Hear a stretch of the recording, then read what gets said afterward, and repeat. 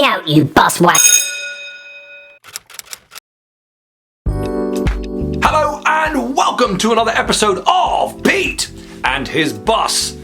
Today's video is a little bit different and we're going to do something I've been meaning to do for a long time, but I've just not had the right opportunity to do this. But we are going to go out there, look at a bus that I've never seen before, and we're going to make a decision whether it is worth buying or not. A bit like a Routemaster bus buyer's guide. But this whole video comes with a giant disclaimer, and I'm about to explain that right now. Pete and his bus is not an expert. He is just some guy on YouTube that plays with buses in his shed.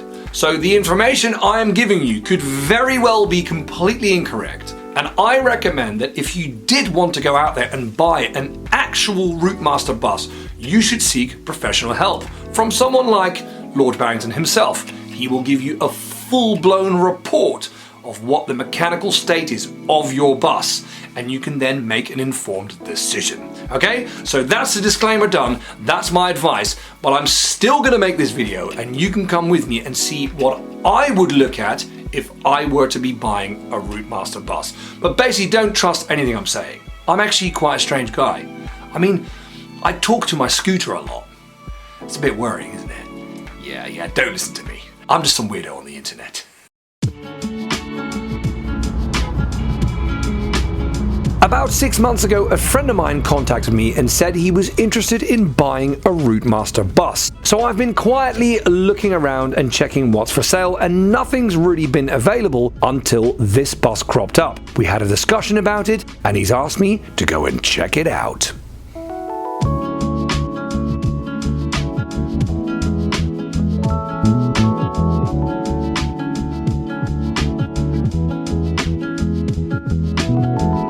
It doesn't matter how many times I've been here before, but it is always a pleasure to see another lady in red. And today's VIP guest is RM467. RM467 was entered brand new into service in November of 1960. It got its first overhaul soon after that in 1964, and it then moved to lots of various places around London. Its final official overhaul in Oldham Works came in 1985, and it then moved to Brixton and then Victoria. So at this point in the early 90s, these buses had all been working in London in service for about 30 years. And as you can imagine, all the major mechanical components were completely shot.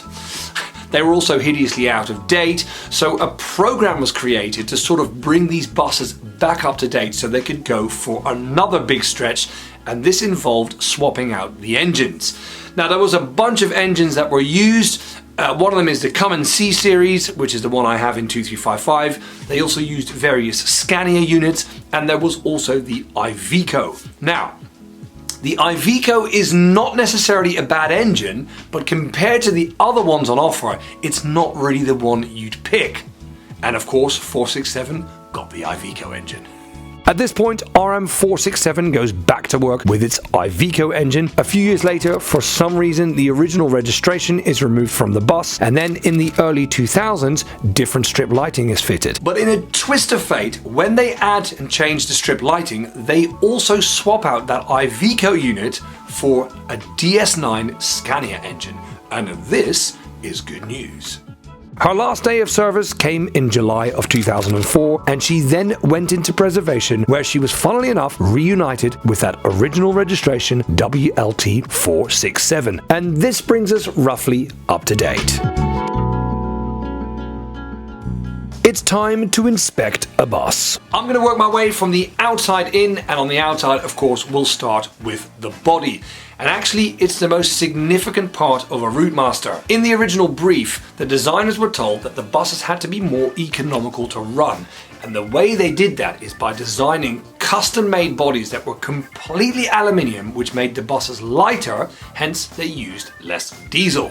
These bodies are also the main reason why so many Routemasters survive today, because they simply don't rust. Now, the main thing we're doing first is checking the body for any dents or damage. We're particularly paying attention to all the curved panels, because they're the most expensive to replace. We're also going to inspect the paintwork. This might take some time because there is a lot of it. So let's have a look around.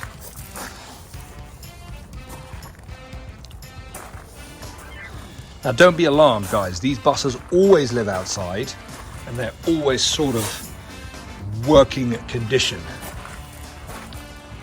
It's very rare that you find them perfect, and I expected nothing different. So what's my conclusion? Well, the good thing about RM467 is that none of the panels are dented. It is actually quite straight, but the paintwork is showing real signs of age. It was obviously painted some time ago and has lived outside ever since. All the fiberglass items like the bonnet, the front passenger side wing, the rear light cluster, and actually the dome at the front of the rooftop are all in good condition.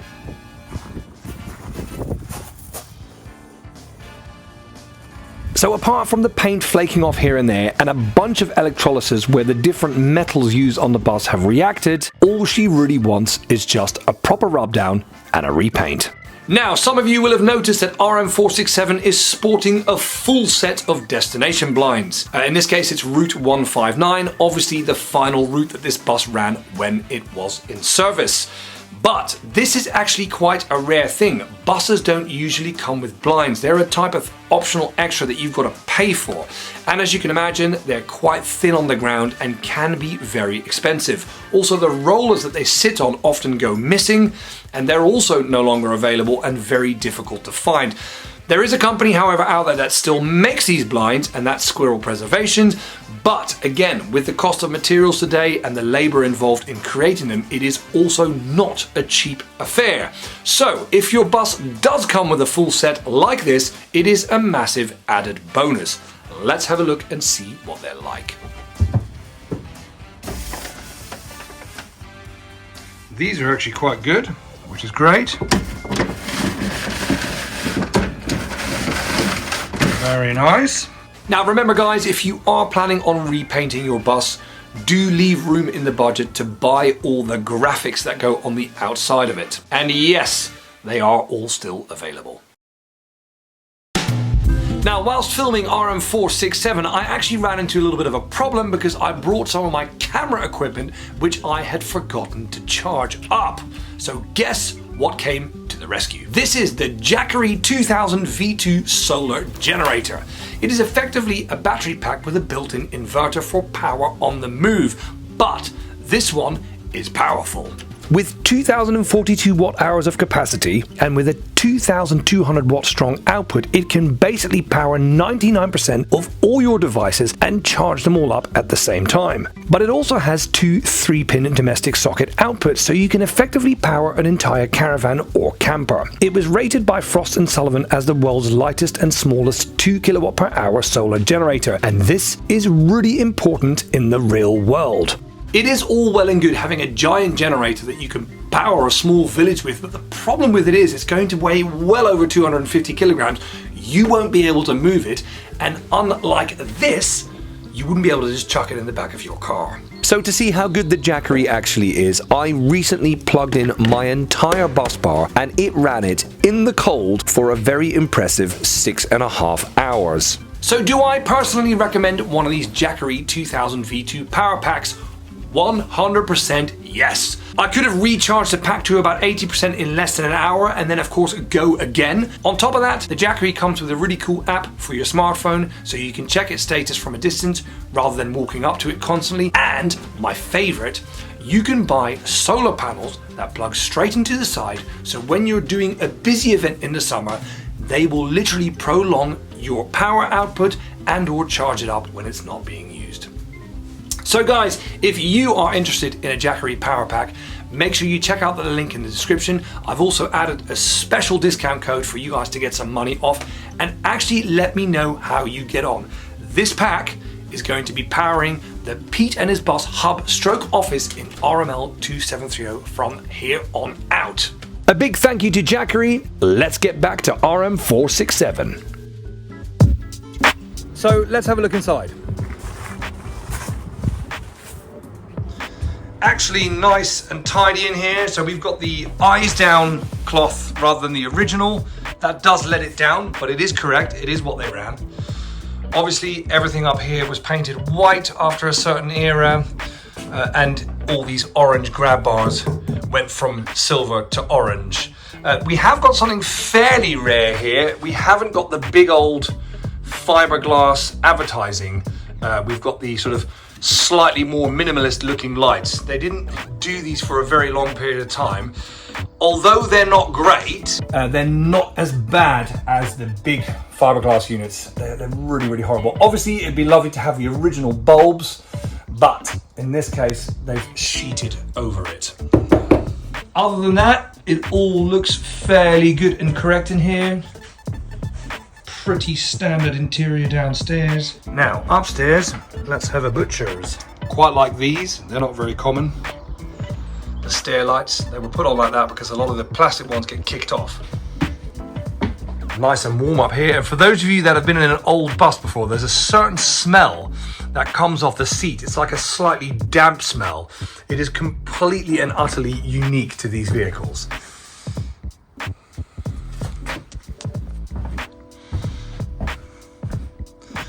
These are often in really bad condition, but actually these particular ones, they're all right. And the same version of the in-between strip lighting, should we call it, upstairs. Obviously, the interior of a Routemaster will always fare better than the outside, but remember, the backs of these buses are open all year round. There is no insulation, so the ceilings do tend to lose their paint all by themselves. She will need a bit of a spruce up in here. Now, the next big question is, what is under here? As I mentioned before, in the year 2000, the Iveco engine was taken out of this bus and it was replaced with this Scania unit. And as I said, this is good news. The Scania unit is just far superior to the Iveco. And also, it got this engine right at the end of its service life, which means this unit basically did hardly any work. This engine is ready to run, and it'll probably run and outlive most of us. The Scania engine in question is actually called the DS9, and it is a 9.6 litre inline 6-cylinder diesel engine which produces around 245 brake horsepower and an almighty 977 newton meters of torque. And all of this madness happens at a measly 2,200 RPM. Now, these engines, when they were put in Routemasters, they were definitely turned down because with that kind of power output, it would just ruin the gearbox and the running gear on a Routemaster bus. But again, this is a good thing. If you take a ginormous engine and you turn it right down, it means it'll go forever. And now for some basics. The oil. It is there. It's filled to the correct level, but it does look very dark and is probably quite old. The coolant, however, looks brand new and it has also actually been overfilled. So that's something that we need to monitor once we start this engine. And speaking of starting this engine, I'm going to have a quick visual check of all the chunky stuff that is attached to it before we fire it up, starting with the gearbox.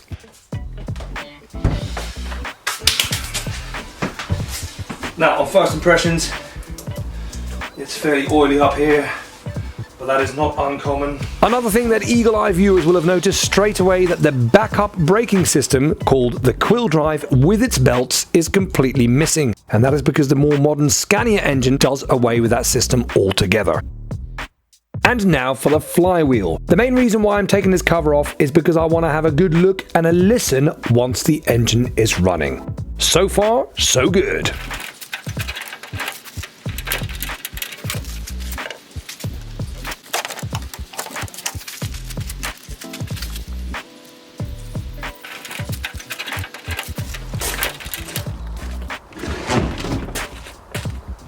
The cab in here is pretty much as you'd expect. All the usual bits. No interior light, blinds, stop flag, that's all good. The door, a bit wonky, that needs a bit of love.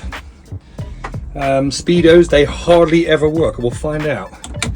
Indicators, the old flappies.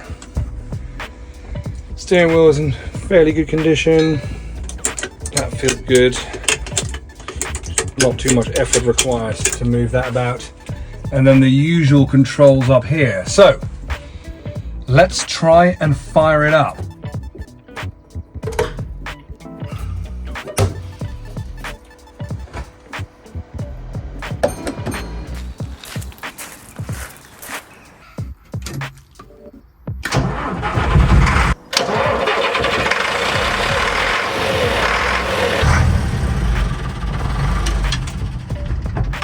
So it fired up straight away, which is great, but I then turned it off straight away as well. And the reason I did that is because the engine oil pressure light didn't go off.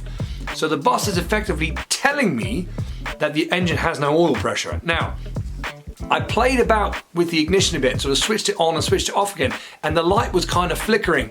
So I'm thinking the engine's probably fine. It's probably just got a bit of dirt in the electrical switch, and that's why it's playing up. So I fired it up again, and of course now the oil light went off exactly as it should be.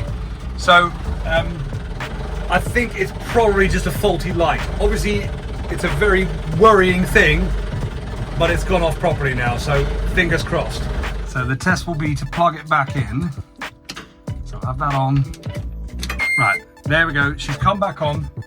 We're gonna fire it up again. And she goes off straight away. That is what you want.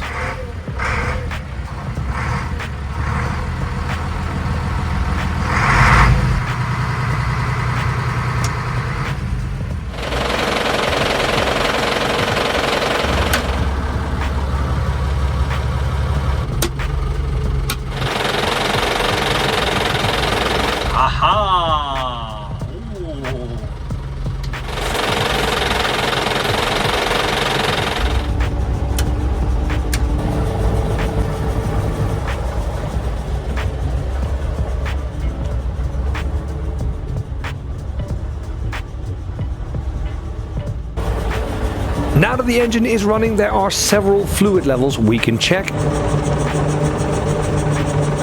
And the first one is for the gearbox. Just about. We can visually check the flywheel and listen out for any issues, and it all seems fine. The engine also sounds good, although it's hunting a little bit. Again, whilst the engine is running, we can check the brake oil level, and in this case it's actually quite low. That will have to be topped up. A quick inspection of the fuel tank reveals a very clean one, which is a good thing because that can cause a lot of issues down the road. That is very good. Now that everything is up to pressure and temperature, it is time to inspect a few key elements underneath the bus and see if they are at all leaking. The first two is the brake oil reservoir and of course the power steering ram, and they are both good. The gearbox also seems nice and dry underneath. Whilst we're here, we're looking at the exhaust system, which is in good condition.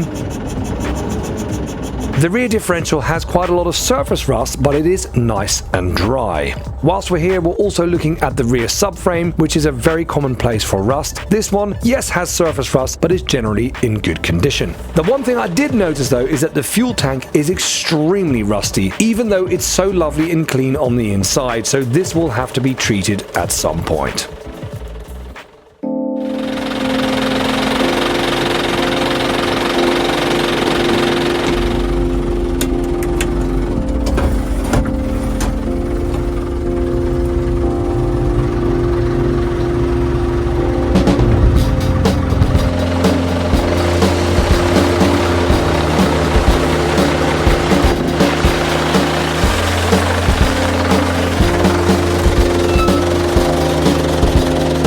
Now there are still many elements of this bus that I haven't inspected, but the things that remain are easily figured out if you just take one of these buses for a drive. And just by maneuvering the bus around the yard here, I can already tell that the power steering is fine, the brakes work good, and the gearbox is doing exactly what it should be.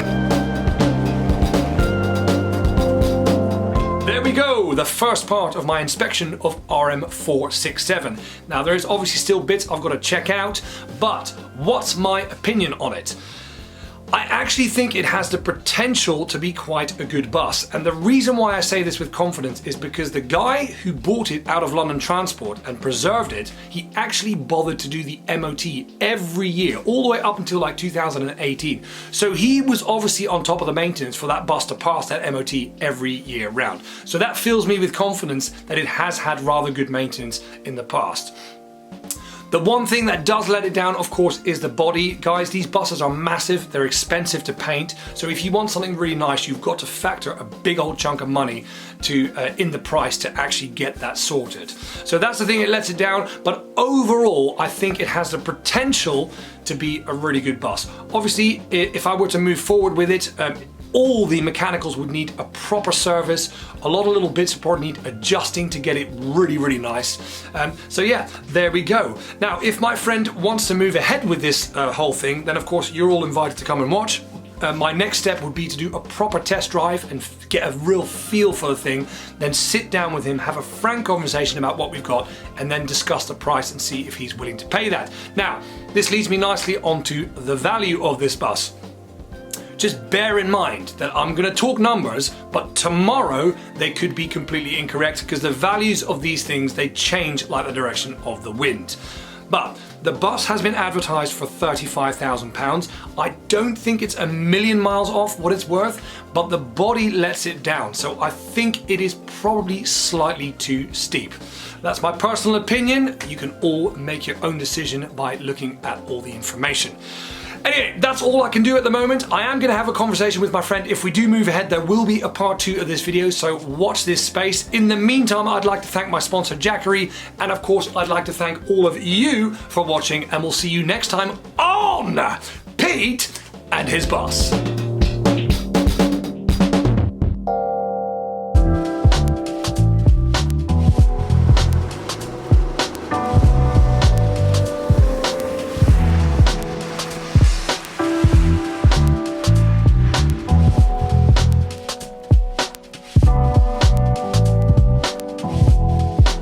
So I'm here today to look at RM647. 467, whoops.